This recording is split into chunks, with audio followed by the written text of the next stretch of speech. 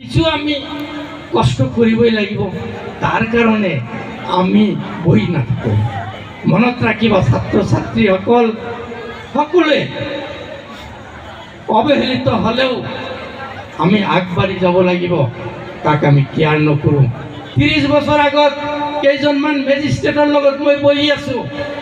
কোনোবাই কৈছে, পৰিচয় দিছে, মোৰ দেউতা ডিচি আছিল, মই গুৱাহাটীত জন্মগ্ৰহণ, মোৰ বেলেগ এজনে কৈছে মোৰ দেউতা কমিশনাৰ, মোৰ গুৱাহাটীত জন্ম, গুৱাহাটীত পঢ়া শুনা।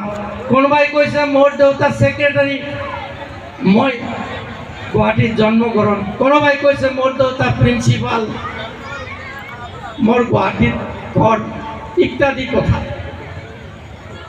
এটা মোক সুধিছে আপনাৰ দেউতা কি কৰে, আপনাৰ ঘৰ ক'ত?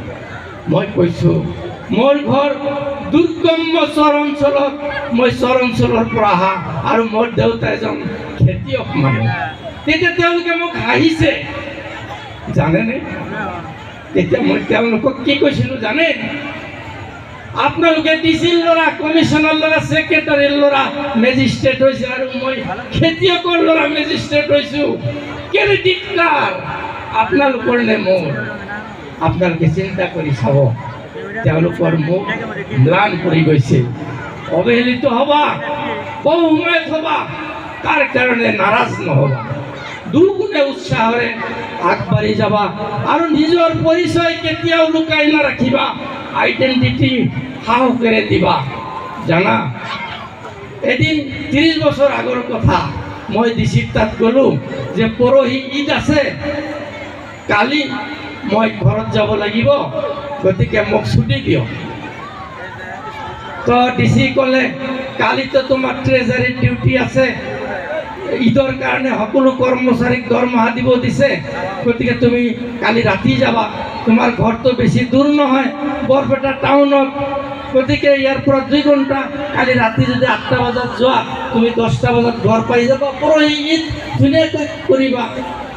তেতিয়া মই ডিচি চাহাবক ক'লোঁ, স্যাৰ আপনি ঠিকই বুঝি পাইছে, মোৰ ঘৰ বৰপেটা টাউনত নহয়, বৰপেটা জিলাৰ কোনো উন্নত গাঁৱতো নহয় যে মই ৰাতি 8টা বজাত গৈ ৰাতি 10টা 11টা বজাত মোৰ ঘৰ পাম।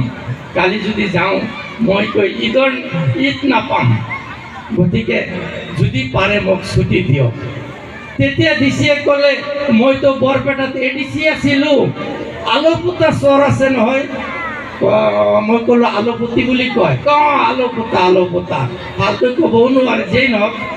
তেওঁ ক'লে যে মোৰ আলোপুতা চৰত এটা প্ৰগ্ৰাম আছিল। মই যেতিয়া ব্ৰহ্মপুত্ৰ নদীখন দেখা পালোঁ, ইমান ডাঙৰ নদী, মই পাৰ হ'ম কেনেকৈ? মই ভয়তে আহি গ'লোঁ, মই নগ'লোঁই। মই ক'লোঁ সেই নদীখনেই মই পাৰ হৈ যাব লাগিব, গতিকে মই কালি যাব লাগিব ৰাতি, আৰু কালি ৰাতি গ'লে নহ'ব। কয় ঠিক আছে তুমি এতিয়াই যোৱা, মোক ক'লে। তেওঁ বুজি পাইছে, আৰু ক'লে যে তোমাৰ সেই চৰ অঞ্চলত ঘৰ, তাত মানুহ পঢ়া শুনা কৰে নেকি, তাত স্কুল কলেজ আছে নেকি? মোক কেনেকৈ সুধিছে। মই ক'লোঁ স্কুল কলেজটো আছে, কিন্তু কলেজ নতুন 2-এটা কলেজ খুলিছে, কিন্তু স্কুল পুৰণা স্কুল আছে, হায়াৰ ছেকেণ্ডাৰী স্কুল আছে। হয় নেকি? তুমি চৰৰ পৰা এছিয়াছ হৈছা, যোৱা এতিয়াই যোৱা তুমি। নাই এতিয়া গ'লে মোৰ নহ'ব নহয়, এই ৰাতি কৰি মই ক'ত যাম? মোৰ কালি ৰাতিপুৱা যাব লাগিব। কয়হে যাবা। লগে লগে এটা অফিচাৰ এজনক ফোন কৰি দিলে, তুমি কালি এওঁৰ ডিউটিটো কৰি যাবা, তেওঁৰ ঈদ আছে। আৰু আন এজন অফিচাৰক ক'লে তুমি এখন ভাল গাড়ী দি দিবা, তেওঁ ৰাতিপুৱাই যাব লাগিব নহয়, বহুত দুৰ্গম এৰিয়াত থাকে। তেওঁ কৈছা সত্য সদায় সত্যৰ জয়। মই যদি মিছা কথা ক'লোঁ হয়, তেতিয়া মই ঈদত আহিব নোৱাৰিলোঁ হয়।